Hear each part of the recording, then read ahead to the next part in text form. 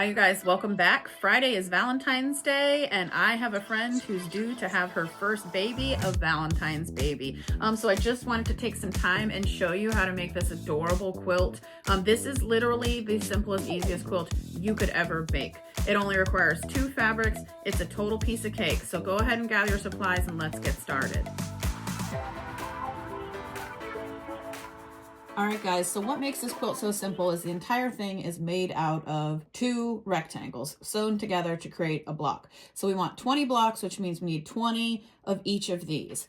So the easiest way is to just get your fabric nice and smooth, lay it out. I've got both pieces here stacked on top of each other, so I can do this all at once. And then I'm going to measure over 4.5 inches wide and cut myself a nice long row. Each one of these long strips here is going to give you 5 pieces of each fabric. So since we need 20 blocks and we get 5 per each strip, we need to cut 4 strips. So here we've got our strips, and what we're going to do is put the extras over here, trying to make sure that I keep them nice and lined up. The key to good patchwork quilting is the cleaner you keep everything, the cleaner you make your cuts, the easier the pieces go together, which means the cleaner the blocks come out, which means the cleaner the quilt top comes out. If it ends up a little wonky, don't worry about it. It's still going to look great. The first thing I'm going to do is trim off this tiny little bit, just a smidge, no more than I need, of this salvaged edge here. And the salvage is that you know, rough raggedy edge that they use to fix the fabric to the bolt when they're printing it. Okay, so starting at my open edge here, I'm going to cut 8.5 and another 8.5. So here we have 2 identical sets, and then we have our 5th piece here, which depending how long your salvage was, how much you had to trim off, you may need to trim this down just a smidge. So that is also 8.5. So when you're done, you should have 2 sets of 2, 2 sets of 2, and then these individual ones that were cut on the fold. So go ahead and trim up all your rows, and when we're done, we should have 20 individual rectangles of each print. Okay guys, so I'm just getting my machine set up, and this is a good time. If your machine comes with a 1/4 inch foot, which looks like this, if you can see, it's got this little ski here, and that helps guide the fabric at a 1/4 inch distance from your needle. So when you're sewing with patchwork, this is a great little tool to have.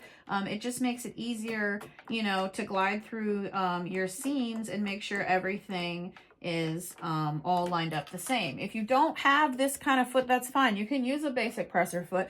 You can buy one of these magnetic seam guides on Amazon for like $7. I have a link for this exact one down below, and it just magnets to your machine, and you can line it up with the edge of your fabric, and it'll help you flow through nice and smooth.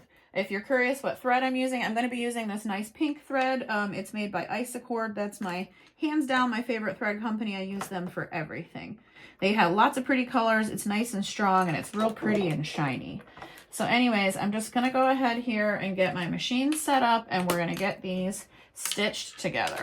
We're just going to take one of each of our colors of fabric, and we're going to line them up and stitch a 1/4 inch seam down one side. Now on a project like this, you can do a technique that's called chain stitching, which means instead of, you know, sewing each individual patch and taking it off your machine, you just kind of run one continuous line of thread working from one patch to the next patch. You know, just leave a little gap in between, and I'll bring you up close so you can see what I mean. As you can see here, I've just finished back stitching my block here, and I'm going to bring it forward to the end. And just as the needle is reaching the tip there, I'm going to go ahead and line this other one up. You can see I've just got this tiny little gap. And we're going to go ahead and smooth it right under the presser foot there, back stitching, and continue on.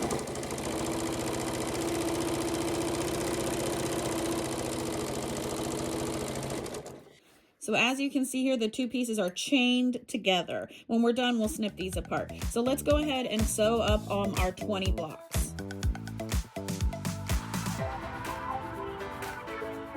All right, so here we've got all 20 of our blocks stitched together, and I'm just gonna go ahead and snip them all apart, and then I'm going to iron them nice and flat.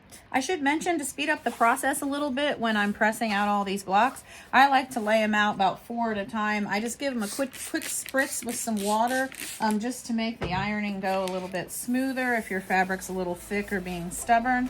You know, I'm ironing all of the seams to the side, and then I'm just going to flip them over and press all of the tops nice and flat.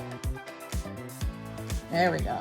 All right, so here we've got our 20 blocks, and this is a good time to just do some quality control and go through each of your blocks and take a quick look. You may, just like I ended up with this one here that's a little off. This was obviously one of the ones that I cut on the end and I didn't trim it quite right. So I'm just gonna go ahead and trim this block up to make sure it's a nice 8.5 by 8.5 inches square. So go ahead, take a look at your blocks, and if you need to, trim them up. All right, the layout for this quilt could not be simpler. We're just gonna place our first block with the seam running horizontal, our second block with the seam running vertical, our next block with the seam running horizontal, our next block with the seam running vertical. So that's gonna be our first row. Then for the second row, we're gonna start opposite. We're gonna start vertical, then horizontal, and so on and so forth. And as you can see, I'm just making sure that when I place these, I have my polka dot fabric at the top of my horizontal blocks, and then I have put my polka dot fabric to the left of my vertical blocks. You know, it doesn't really matter as long as you keep the pattern running the same throughout. So just go ahead and line up your rows, and then we will stitch them together. So here we've got everything all laid out, and I'm just gonna go ahead and move across each row individually, stitching my 2 blocks together. Again, always taking the time to try to line them up nice and neat and square. Still working with my 1/4 inch presser foot here.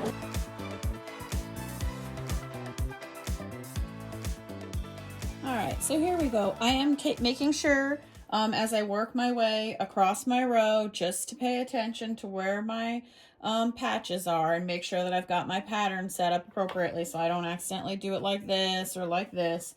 Here's one thing I'd like to mention, you guys. If you come along one of your blocks and your seam happens to be pressed in the opposite direction from the way you're sewing, don't worry about it.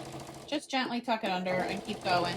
All right, you guys, so I've got all my rows sewn together here, and I'm just gonna go ahead and, like before, you know, spritz it with a little water, and I'm pressing all my seams. I'm just gonna go ahead and press them all in the same direction just to make it nice and smooth. And after I'm done pressing all of these, I'm gonna go ahead and just do a little quality control and take a look and see. This one looks pretty nice and straight across the top, but as you can see, this one, it's got just a little bit of an edge there. So I'm just gonna take my ruler and just smooth it out a little bit so when I'm sewing these together, I'll have a nice straight line. All right, so we've got everything all pressed and laid back out. I did go ahead and just use a little masking tape to mark my rows 1, 2, 3, 4, 5. I'm going to go ahead and just, you know, stitch row 1 to row 2 and so forth and work my way down the quilt from top to bottom. Again, just be mindful that when you line your pieces up that you have them in the correct order so you get to keep your cool little zigzag pattern. All right, so here I've got 2 of my rows. I'm just trying to make sure that they are lined up as nice and neat as possible. You know, and sometimes it helps if you just lick your fingers a little bit and scooch them together to make sure you got that nice straight line going on there. If you wanted to, you could put pins in this if you really wanted to, but it's not really that important. For the most part, the fabrics have enough of a bit of a cling to stick together all right. So just slow and steady wins the race, you know, take your time and try to have a nice clean seam down the side. And again, if you run into any of those, you know, any of these seams that are in the wrong direction, just take your time and tuck them under and make it nice and neat. Woo, all right, here we go. Look how stinking cute is that. I love the way this is coming out. If you've got, you know, just a couple loose threads, go ahead and snip them. You know, if you put masking tape on, make sure you take it off. And then you're going to want to flip the quilt over and just make sure with all these long seams that you got a good bite of fabric. You know, you don't want to get ready to be putting the quilt top together and realize that you've got a really thin seam that might eventually open up into a hole. So just, you know, give it a good look over, and then all we got to do is press down these seams, and we will move on to the basting and the binding. Once you've given your quilt top a good look over and, you know, pressed all your seams nice and flat and snipped your threads, just take a quick look at your outside edge. You may have a few pieces that didn't line up perfectly. If it's just a tiny smidge, it's not that big a deal. We're going to do a wraparound binding. It'll cover it up. You know, but if you've got a little chunk or two that's, say, more than 1/4 inch off, just go ahead and trim that up nice and neat. You know, one of the great things about this large cutting mat is I can easily, you know, see the perimeter of my quilt to make sure that my edges are nice and squared off. Once everything was said and done, my final quilt top came out to be 40 inches by about 32 inches. So I could get away with using just a straight yard of fabric for my backing and just have a very small binding. But I do, for beginners, I recommend starting out with at least 2 inches extra around on your backing fabric when we're doing the fold over binding. So I went ahead and cut this just a tiny bit larger than a yard. It's going to be 44 inches long. All right, guys, so as you can see, I've got my backing fabric nice and pressed flat. I'm just going to lay my quilt top on top and double check and make sure I've got a nice, healthy border all the way around for our binding later. And it doesn't have to be exactly 2 inches. We will go in and clean it up just a little bit before we begin the binding process. But the next thing we're going to do is we're going to sandwich the batting in between the 2 fabric layers. I really like to use this Hobbs Heirloom Fusible Batting. I think it's a really perfect product for a beginner. When you buy fusible batting, that means the fluffy fabric that goes in the middle has a layer of glue on either side. So all we have to do when we put our quilt together is press all 3 layers together. The glue will heat up and it will stick. There's multiple ways that you can do batting. I have other videos on it. You can use a spray glue. With regular batting, you can use regular batting and just hold it together with safety pins. There's lots of different products to hold your 3 layers together. But I think if you're a beginner and you're doing a very small quilt like this one, fusible batting is a great way to start. It just holds everything nice and tight, and it makes it much smoother and easier when we go on to the quilting process. All right, gang, so as you can see, I've got my quilt top here. I'm just using it as a guide to trim up my batting. We want the backing fabric to be, you know, to have that extra 2 inches all the way around, but you want your batting and your quilt top to be the same size.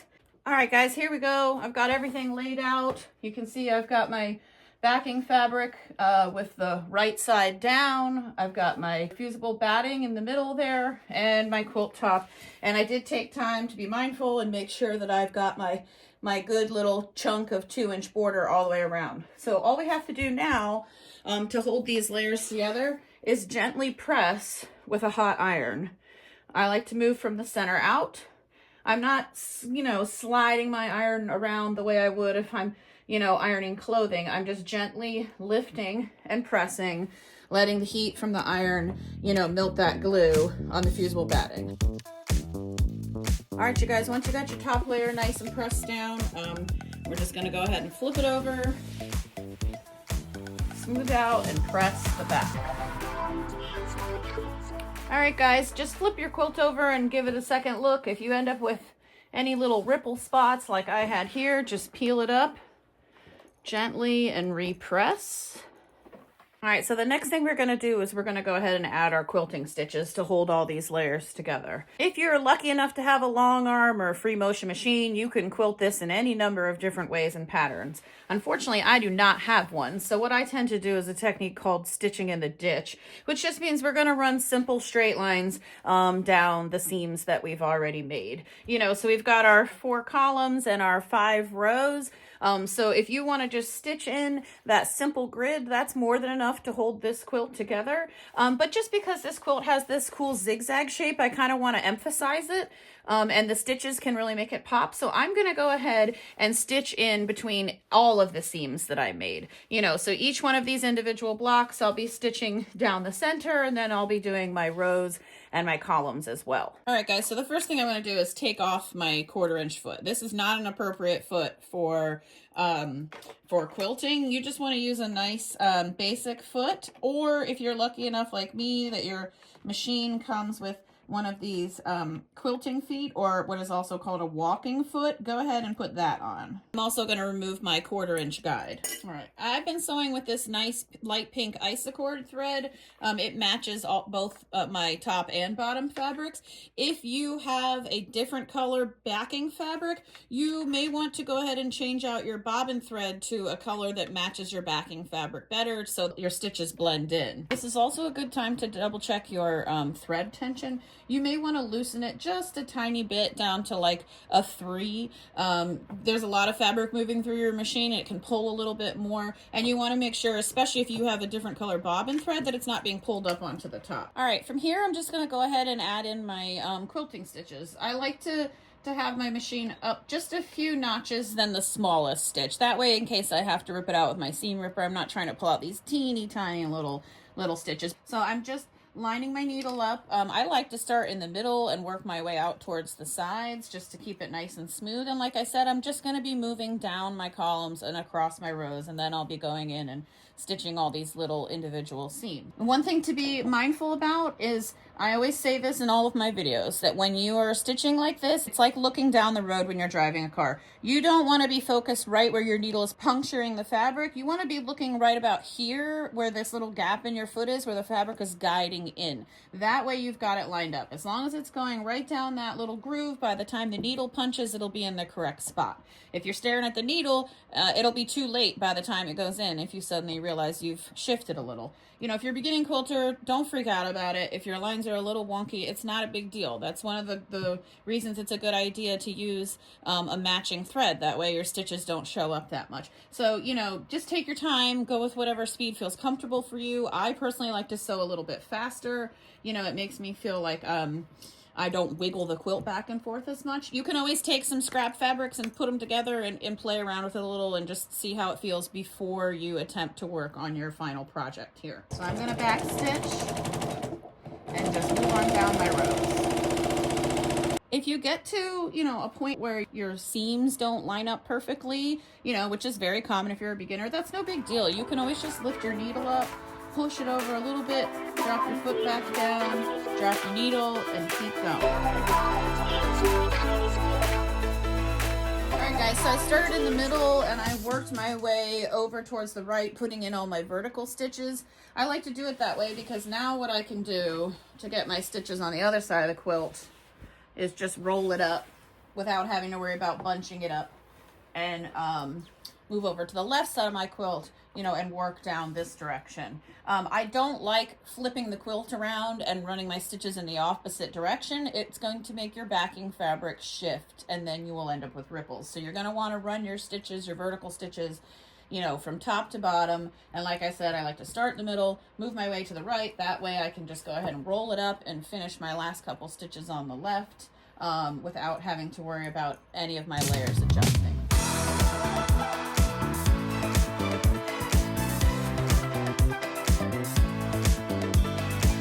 Alright guys, so here we go. It looks great. I went ahead and just took the time to make sure all of my little threads were snipped and, you know, everything looked nice and clean, and just double checking to make sure I didn't miss any of my seams that I wanted to quilt. So the next step is going to be the wraparound binding. Now, the key to a wraparound or fold over binding is however wide you want the strip, the border strip, the binding around the outside edge of your quilt, we're going to trim this outside border to twice that. So if I want this strip to be 1 inch wide, I'm going to trim down my outside border to be 2 inches. I prefer a nice, tight, you know, clean little border, so I tend to usually trim down my outside edges to 1.5 inches. So when I fold over my wraparound binding, it comes out to 3/4 of an inch. That part's going to be up to you. I don't really recommend going any larger than 1 inch to 1.5 inches, because then you're just going to have this big bulky border that's going to take up half of your block, and it's going to make your blocks look like they're uneven. Like the ones over here will be way shorter and more narrow than the ones over there because they're, you know, half covered up by the edge. So anyway, I'm just gonna go ahead and trim down my outside edges real quick. And again, like I said in the beginning, having good tools to work with makes quilting so much easier. Just, you know, a simple cutting mat, a rotary cutter, and a good ruler like this can make a world of difference. And when you get nice clean cuts, you know, and things are squared off, that makes it easier, you know, for your patches to line up better and your corners to be sharper and more squared off. All right, guys, so the first thing we're gonna do to start this binding is I'm gonna be working down my long sides, and I'm just going to fold the fabric in half and butting up those 2 raw edges. So right down the middle. All right, there we go. The next thing we're gonna do is just fold it over, and that's going to create our binding edge that we tack down that holds everything into place. So I highly recommend investing in some type of binding clips. These are fairly affordable. You know, these are pretty similar to hair clips. But anyways, little clips like this that you can use that when you fold over your binding and press it will hold it into place are really worth, you know, a couple extra bucks. When I first started quilting, I did this with pins, and pins are fine, you know, but I can't tell you how many times I stabbed myself. I also feel like they tend to create ripples a little bit more than these binding clips, which are just nice and clean and easy to work with. All right, so I'm just gonna go ahead and finish my 2 long sides, and then I'll bring you in closer and we can miter our corners. All right, you guys, so I know the thought of mitering a corner can be a little intimidating, but it's actually really easy. So the first thing I've done is on my short sides, I went ahead and from the center out, pressed my border in half, you know, butting the raw edges together just like we did, but I've stopped right before I've come to the corner here. And so the most important thing about a clean mitered corner is angles. It's all about starting with this nice 90-degree angle right here. When you have your fold from your long side, you know, make sure it's not, you know, off like this. You know, just get a nice clean press in there, you know, with this nice 90-degree angle, and you'll set yourself up for success. The first thing we're going to do is we're going to take this and we're going to fold it over and create this nice little triangle in the corner here. As you can see, I'm not overlapping. I'm butting it up just like I did with the raw edges. And then I'm going to go ahead and finish folding my short side over, butting my raw edges together. Go ahead and give it a good press. If your fabric's being a little stubborn, you can always spray it with some water to hold that crease in there. And as you can see, we've got a nice little triangle here. So now all we have to do is fold this edge up and over. And as you can see, it creates a nice, tight little mitered corner right there. Piece of cake. So go ahead and just press that into place. Put some clips in there. And we are ready to go. All right, you guys, so this is the home stretch, and all we need to do is run 1 finishing stitch around the top edge here to hold our binding in place. And when you do go around, make sure to put just a little stitch here in this diagonal corner where your fold is, just to tack it down nice and neat. You know, sometimes things can get snagged in there, and you wouldn't want it to get snagged and rip and pull your binding apart. That would be terrible after you put in all this hard work. So anyways, I'm just going to go ahead and start down here in this corner and slowly run my stitch around the border of my quilt. Just kind of go slow and steady. If it looks a little ripply, you know, just take the time to stop and smooth out the ripples if you need to. And then we're going to be all done.